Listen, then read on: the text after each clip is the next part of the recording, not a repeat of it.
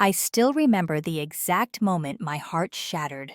Standing in my late husband's study, holding the inheritance papers when Sebastian declared, "You were the biggest mistake my father ever made. Now we can finally fix that." The mahogany paneled walls seemed to close in around me as I stared at the 5 faces I'd devoted the past 26 years of my life to raising 5 faces that now regarded me with varying degrees of contempt, greed, and indifference. The grandfather clock in the corner, the one Theodore and I had bought on our honeymoon in Switzerland, ticked away the seconds of my disbelief. Ever been called a mistake after dedicating your life to someone else's children? Here's how I turned their entitlement into the most expensive lesson they'd ever learn. My name is Rosalind Pierce, and at 58 years old, I found myself suddenly widowed, apparently unwanted and absolutely furious. When I married Theodore Whitmore at 32, I wasn't just saying I do to him. I was committing to his 5 children from his first marriage. Sebastian was 16, Adrienne 14, Maxwell 11, Celine 9, and little Julian just 7 years old. I'd been a rising star in investigative journalism, with a Pulitzer nomination under my belt and job offers from every major newspaper in the country. But Love and Theodore's earnest plea for help with his grieving children made me trade my press pass for PTA meetings, my bylines for birthday parties. His first wife had died of cancer, leaving him with 5 traumatized children and a business empire he could barely manage while trying to be both mother and father. They need stability, he'd said, holding my hands in his study, the same study where I now stood being called a mistake. They need someone who can love them the way Margaret did. I see that capacity in you, Ross. I see the mother they desperately need. I remember my hesitation that day. Theodore, I'm a journalist, not a mother. I don't know the first thing about raising children. Neither did Margaret when we started. He'd replied with that gentle smile that had first caught my attention at the charity gala where we'd met. But you have something more important than experience. You have heart, and you have this incredible ability to see the truth in people. And I had loved them. Oh, how I had loved them. I remember Sebastian's first bout with pneumonia, how I'd slept on a cot in his hospital room for a week, missing my own father's retirement party. The doctors had warned us it could turn critical, and I refused to leave his side.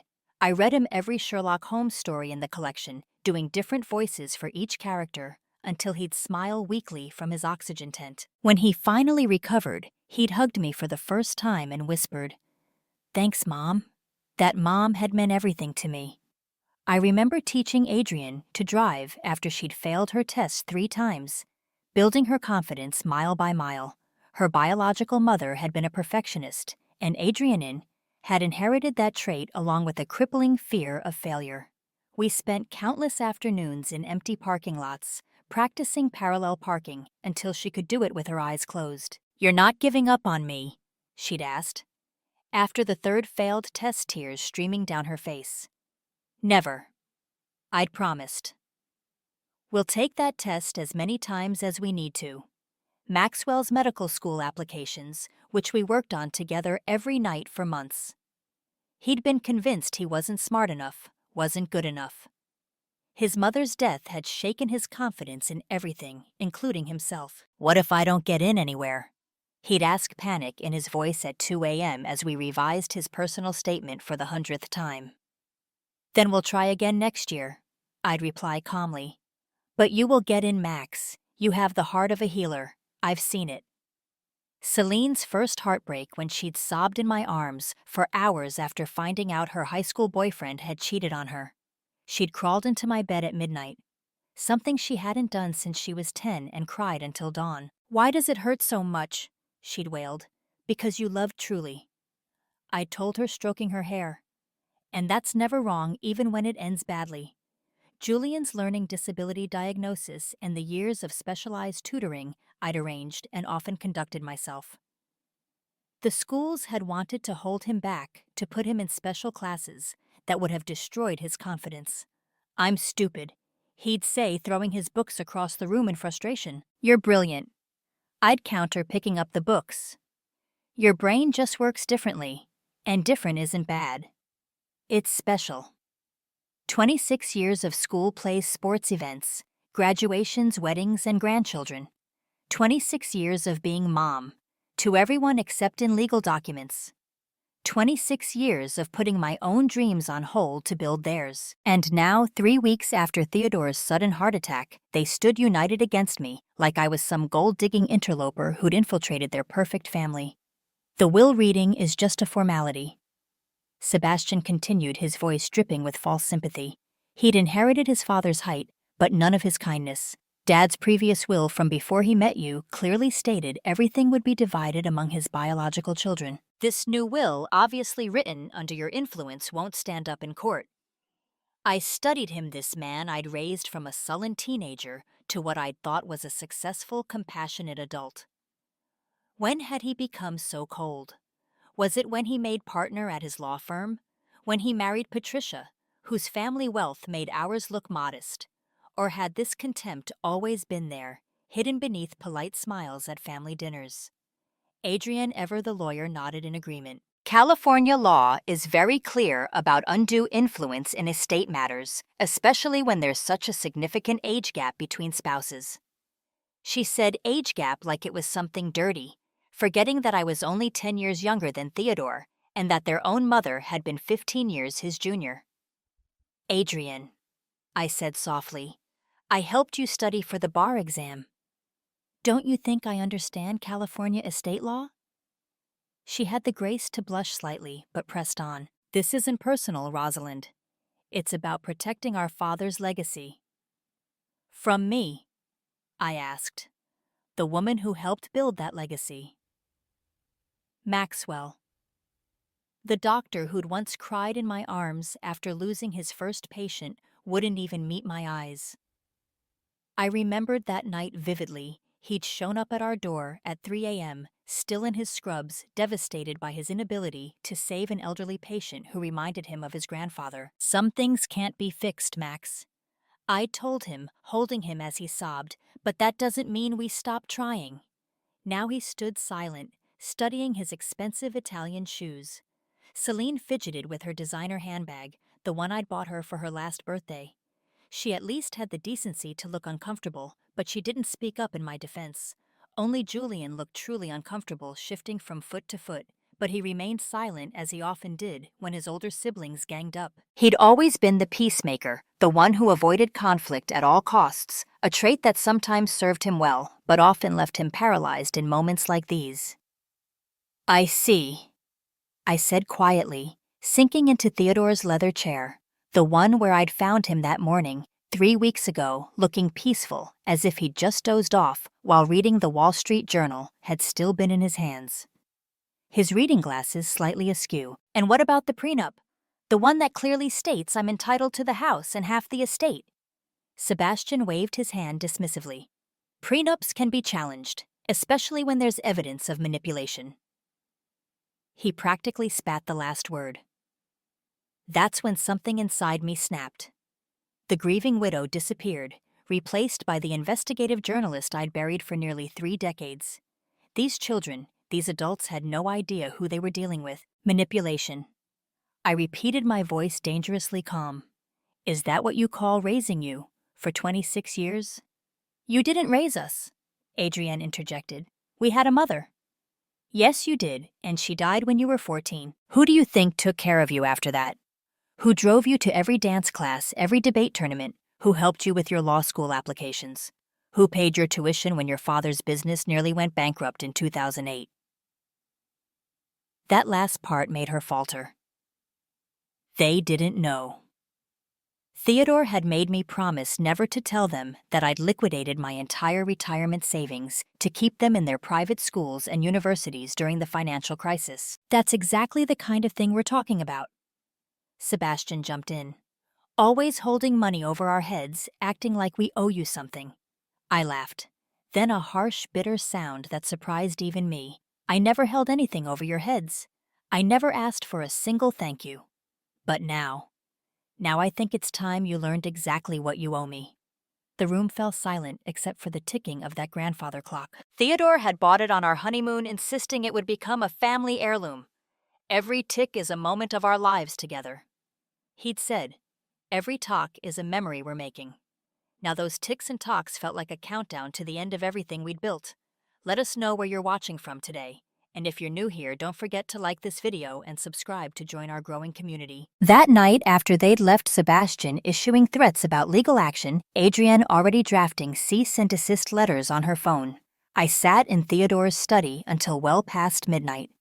This room had been our sanctuary where we'd made every major family decision together. The built-in bookshelves still held his collection of first editions interspersed with framed family photos that now felt like lies. I pulled out photo albums, spreading them across his desk. There I was teaching Sebastian to tie a tie for his first job interview. He'd been so nervous, his hands shaking as he fumbled with the silk. The key is confidence. I'd told him, guiding his hands. The tie is just fabric, but the way you wear it tells the world who you are.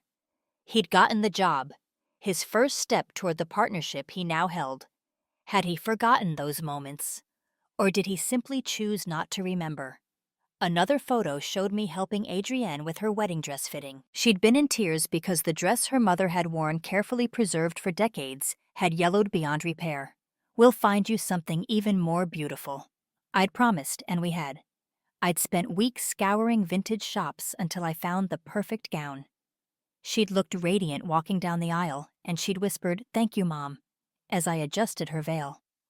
There was Maxwell at his medical school graduation, beaming as Theodore and I pinned on his first white coat. Celine holding her first baby, my first grandchild, while I guided her through those terrifying first weeks of motherhood. Julian at his college graduation just last year, where he'd insisted I stand with him for photos alongside Theodore.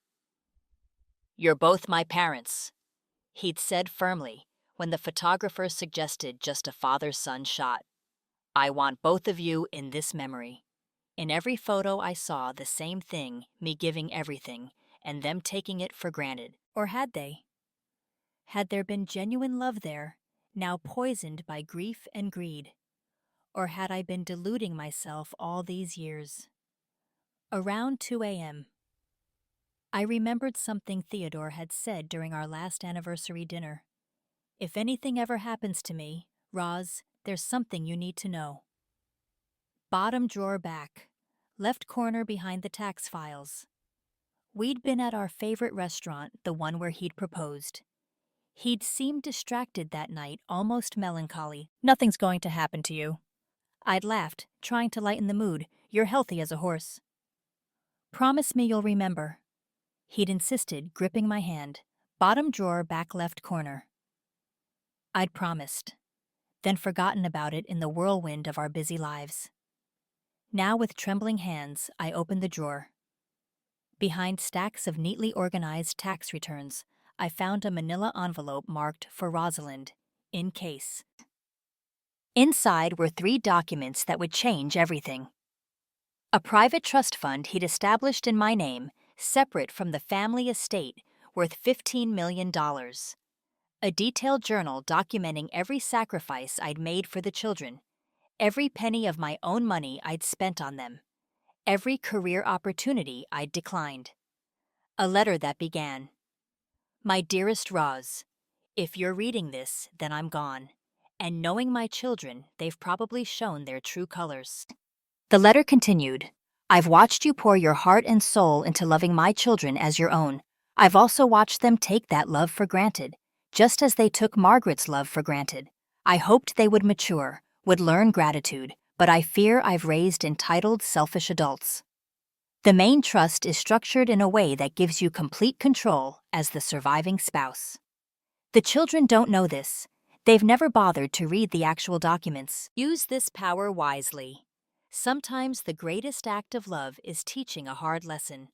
I know you'll be tempted to forgive them immediately. It's your nature, but please, my love, don't let them diminish what you've given to our family. You saved us." Roz, after Margaret died, I was lost. The children were spiraling. You brought light back into our lives. If they've turned on you after my death, if they've shown you disrespect or tried to push you out, then they need to learn what it means to truly lose something precious. The trust gives you the power to teach that lesson. I'm sorry I won't be there to stand beside you for this fight, but know that I saw everything appreciated, everything, and loved you more with each passing day. All my love always. Theodore. P.S. Check the foundation documents carefully. I've made sure you have options that even Adrienne won't expect. I spent the rest of the night reading his journal. Page after page detailed things I'd forgotten. The book deal I'd turned down to nurse Maxwell through mono. The speaking engagement I'd canceled to attend Celine's dance recital, the job offer from the New York Times. I'd declined because Julian was struggling in school. May 15th, 2002. Roz gave up the Times position today. She didn't tell me until after she'd declined. Said Julian needs her more than journalism needs another reporter. I've never loved her more than in this moment. September 3rd, 2008. The markets are crashing. I may lose everything. Roz liquidated her entire retirement account today without telling me. We protect the children first, she said. Everything else can be rebuilt. How did I get so lucky? June 22nd, 2015. Sebastian made partner today. He thanked everyone at the firm, his professors, even his high school debate coach. He forgot to thank Roz, who spent countless nights helping him prepare for the bar, who convinced my old friend to give him an internship, who believed in him when he wanted to quit. I'm ashamed of my son today. Theodore had seen it all. He'd documented everything. The next morning, I called Graham Ashford, the best trust and estate lawyer in San Francisco, and one of my old sources from my journalism days, Rosalind Pierce. He answered warmly. I was wondering when you'd call. I'm so sorry about Theodore. Thank you, Graham. I need your help. It seems I'm about to be embroiled in a rather nasty family dispute.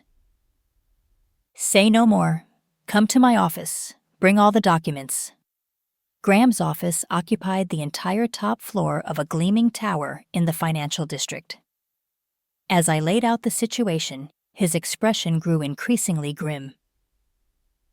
They're planning to challenge the will, he asked, making notes. Sebastian seems to think he has a case. Adrienne's already drawing up papers. Graham chuckled. Adrienne's a corporate lawyer, not a trust and estate specialist. She's out of her depth. He studied the documents Theodore had left. This is extraordinary. Theodore was smarter than I gave him credit for. What do you mean? The way he structured this trust. You have complete discretionary power. You can redistribute assets, change beneficiary percentages, even add or remove beneficiaries entirely. And this journal, it's admissible evidence of your contributions to the family wealth. So I could. You could teach them a very expensive lesson in gratitude. But Roz. He leaned forward. Are you prepared for what this will do to your relationship with them? I thought about Sebastian's sneer, Adrienne's cold calculation, Maxwell's silence, Celine's complicity, and even Julian's failure to defend me. Graham, I don't think I have a relationship left to salvage, at least not the one I thought I had. Over the next week, Graham and I developed a strategy. First, we gathered evidence bank statements showing my personal contributions to the children's education and lives emails, documenting my involvement in family decisions and testimonies from household staff about my role in raising the children. Maria, our housekeeper of 20 years, was particularly vocal. Those children, she said in her deposition, tears in her eyes, they have no idea, Mrs. Rosalind gave up everything for them. She was there for every fever, every nightmare, every heartbreak. She was more mother to them than anyone could ask for. Then I did something the investigative journalist in me couldn't resist. I set a trap. I invited all 5 children to dinner at the family home, ostensibly to discuss the estate. I had the dining room set formally with the good china and crystal Theodore and I had collected over the years. I also had hidden cameras installed, not for legal purposes, but because I wanted a record of what I suspected would be their true colors. They arrived together, a united front against the enemy. Me, Sebastian wore a power suit, briefcase in hand. Adrienne had a stack of legal documents. Even Julian, usually the peacemaker, seemed to have been fully recruited to their cause. Before we begin, I said serving the pot roast I'd made Theodore's favorite, the one I'd taught myself to cook perfectly because his mother used to make it. I want to understand something. What exactly do you think I contributed to this family? The silence was deafening. Finally, Sebastian spoke. Look, Rosalind, we appreciate that you kept house for Dad, but that doesn't entitle you to half of what our mother and father built. Kept house, I repeated. Is that what you call it? Adrienne jumped in. You were Dad's wife, yes, but you weren't our mother. You don't deserve the same consideration she would have gotten. I see. And what about the $400,000 of my own money I spent on your education? The career I gave up? The book deals I turned down? They exchanged glances. What are you talking about? Maxwell asked, speaking for the first time. Did you know that in 2008, when your father's business almost went under, I liquidated my entire retirement savings to keep you all in school? Did you know I turned down a senior position at the Washington Post to stay here and make sure Julian got through his learning challenges? That's not true, Celine stammered. Dad would have told us. Your father was too proud. He made me promise never to tell you, but he kept records. Would you like to see them? I pulled out Theodore's journal and began reading. Entry after entry, date after date, detail after detail. As I read, I watched their faces change, doubt creeping in, then disbelief, then something like shame. October 10th, 2005. Celine called Roz. Mom today for the first time since the wedding.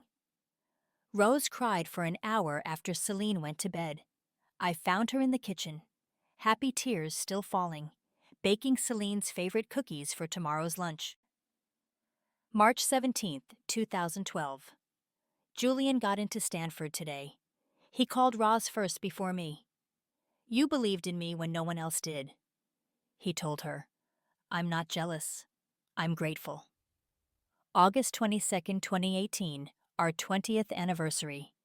The children surprised us with a video compilation of memories. Lots of photos of Margaret, which is appropriate and good. But I noticed something watching it in every photo from the last 19 years. Roz is there, helping with homework, attending recitals, healing broken hearts. My children have had two mothers. Both remarkable. I hope someday they appreciate how lucky they've been. But Sebastian, always the most stubborn, rallied. Even if that's true, it doesn't change the fact that the estate should go to his blood relatives. That's what he really wanted. Is it? I asked. Because I have here a letter from your father that says differently. I read Theodore's letter aloud, my voice steady despite the tears threatening to fall. When I finished, the room was silent except for the ticking of that grandfather clock. I also have this. I continued pulling out the trust documents Graham had helped me understand. The trust gives me complete discretionary power over asset distribution. Your father set it up that way, deliberately. What does that mean? Julian asked, speaking for the first time. It means, I said, looking each of them in the eye, that I can redistribute the entire estate as I see fit. I can give you everything, or I can give you nothing. I can donate it all to charity if I choose. The color drained from Sebastian's face. You wouldn't dare, wouldn't I? I smiled. Let me tell you what I've decided. Sebastian, you called me your father's biggest mistake, so you'll receive exactly what a mistake deserves. Nothing from the main estate, the house in Tahoe, that you love so much, the one where I nursed you through pneumonia. That's going to a children's hospital. He started to speak, but I held up my hand. Adrienne, you said I don't deserve the same consideration as your mother, so you'll receive exactly what your mother left you in her will, her jewelry and personal effects. The rest of your inheritance is being placed in a trust for your children, accessible only when they turn 30. I turned to Maxwell. You stood there silently while your siblings attacked me. Silence in the face of injustice is complicity. Your inheritance will be donated to medical research in your father's name. Celine was crying now. Rosalind, please. You, Celine, at least had the grace to look ashamed. Your inheritance remains, but with conditions. You'll receive it in annual installments, contingent on performing 100 hours of community service each year. Finally, I looked at Julian, the youngest, the one I'd always been closest to. Julian, you were the only one who seemed uncomfortable with this ambush. Your inheritance remains intact. The room erupted in protests. Threats, please. Sebastian threatened legal action. Adrienne cited. California law. Maxwell and Celine begged for reconsideration. I let them vent for a few minutes before speaking again. However, I said, and the room fell silent. I'm not without mercy. I'm going to give you all a chance to earn back your inheritances. What do you mean? Adrienne asked warily. Graham Ashford is setting up a family foundation in your father's name. Each of you can earn back your inheritance by working for the foundation. Really working. Not just sitting on the board, Sebastian. You'll run the financial literacy program for underprivileged youth. Adrienne, you'll provide pro bono legal services. Maxwell, you'll volunteer at free clinics. The more you give back, the more of your inheritance you'll receive. And if we refuse, Sebastian challenged, then you get nothing, and I'll use the money to help children who actually deserve it. The aftermath was explosive. Sebastian stormed out, followed by Adrienne in. Maxwell left quietly, his face a mask of regret. Celine hugged me, whispering, "I'm sorry," before departing. Only Julian remained. I always knew, he said quietly. I saw how much you did for us. I was just too scared to stand up to them. I know, sweetheart, I said, pulling him into a hug. That's why you're getting a second chance. Over the next 6 months, I watched them struggle with their pride. Sebastian held out the longest. But eventually, the reality of losing everything broke through his stubbornness. One by one, they came to me, humbled and ready to earn their way back. Sebastian started volunteering at the financial literacy program and discovered he had a talent for teaching. These kids, he told me one day, eyes shining with something I hadn't seen in years. They remind me of myself at that age. Lost angry, thinking the world owes them something. And what are you teaching them? I asked. That the world doesn't owe us anything, that everything worth having is worth working for. That, he paused, swallowing hard. That love isn't an entitlement, it's a gift. Adrienne's pro bono work opened her eyes to how privileged she'd been. She called me late one night crying. I had a client today, a stepmother fighting for custody of her stepchildren after their father died. The biological mother abandoned them years ago, but the courts are still favoring her. I kept thinking that could have been you. If Dad had died earlier, we might have lost you too. Maxwell found purpose in serving communities that couldn't afford health care. He started coming by the house regularly, sharing stories of his patients. There's this kid, he said one evening. Reminds me of Julian, smart as hell, but struggling in school. His foster mom is working 3 jobs to get him the help he needs. She reminded me of you, the way you never gave up on any of us. Celine threw herself into community service with an energy I hadn't seen since her teenage years. She started a program teaching art to underprivileged children. You always said art saved me after Mom died. She told me I want to pass that on. The transformation wasn't instant or complete, but it was real. As they worked to earn back their inheritances, they began to understand the value of what they'd been given, not just money, but love, sacrifice, and dedication. A year after that horrible confrontation, we gathered again for Thanksgiving. This time, the atmosphere was different. Sebastian stood up before dinner and cleared his throat. I owe you an apology, he said, looking at me directly. You weren't Dad's mistake. We were the mistakes for not seeing what was right in front of us. You're our mother in every way that matters. One by one, they each spoke, acknowledging my role in their lives, thanking me for the lessons both gentle and harsh that I'd taught them. Even Adrienne, always the most resistant, admitted she'd been wrong. I spent my whole career thinking I knew about justice, she said, but you taught me what it really means. That night, after everyone had gone home, I sat in Theodore's study reading his letter one more time. Sometimes the greatest act of love is teaching a hard lesson, he'd written. He was right. It took losing everything for our children to understand the value of what they had. It took being called a mistake for me to finally claim my place in this family, not as an interloper or a replacement, but as the mother who'd chosen them, fought for them, and ultimately saved them from themselves. I made one final change to the trust that week. I set aside a portion of the estate to create the Second Chances Foundation, dedicated to helping step-parents and blended families navigate the complex dynamics of modern family life. Because sometimes the families we choose are the ones that need the most work and offer the greatest rewards. The foundation became my new passion. We offered counseling, legal support, and financial education to blended families. I started speaking at conferences sharing our story, the ugly parts and the beautiful redemption. One day, Sebastian joined me at a speaking engagement.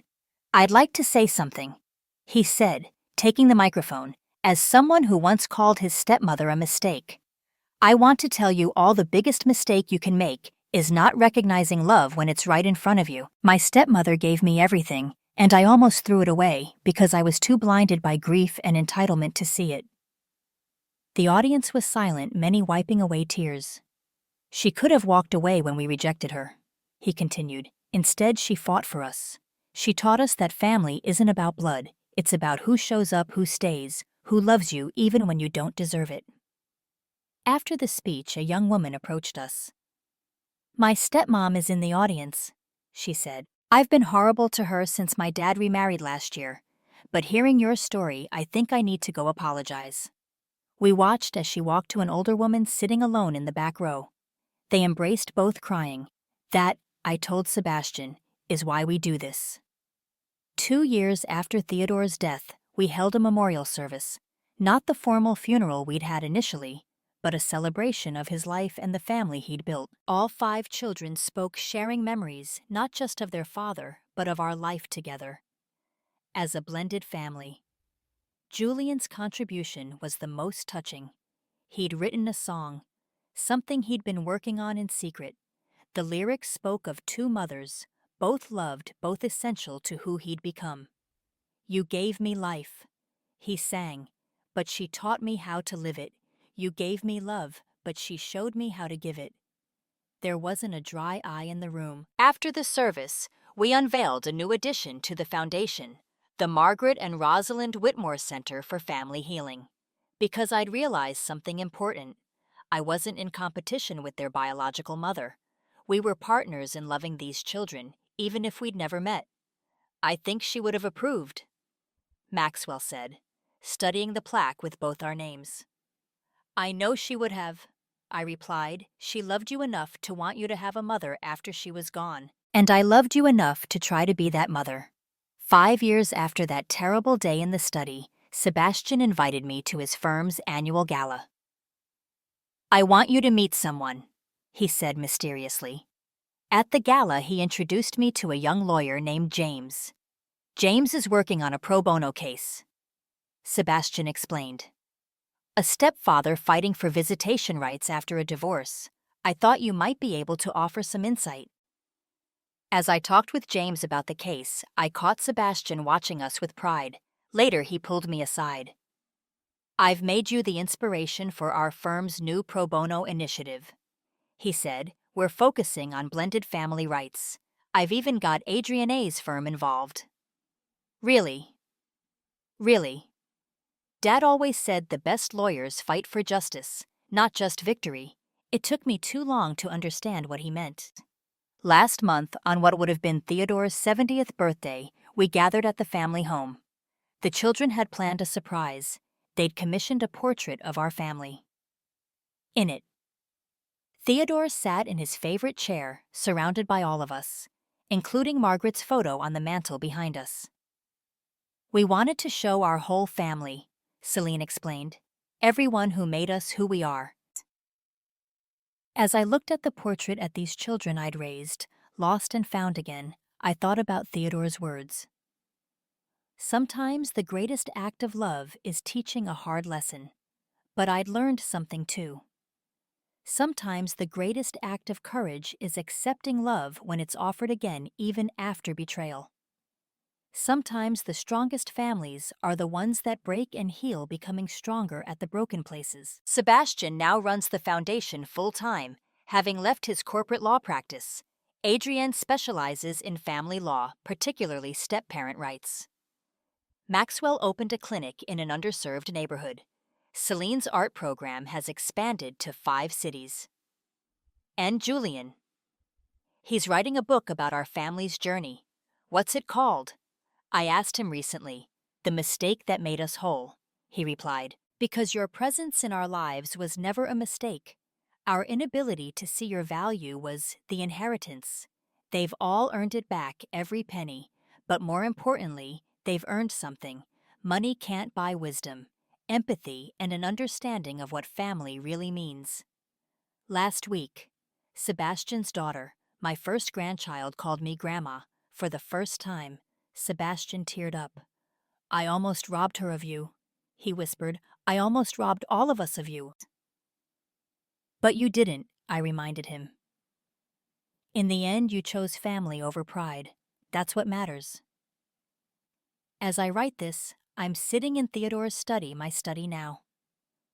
The grandfather clock still ticks away the moments of our lives. But now, instead of counting down to loss, it marks time filled with love, forgiveness, and second chances.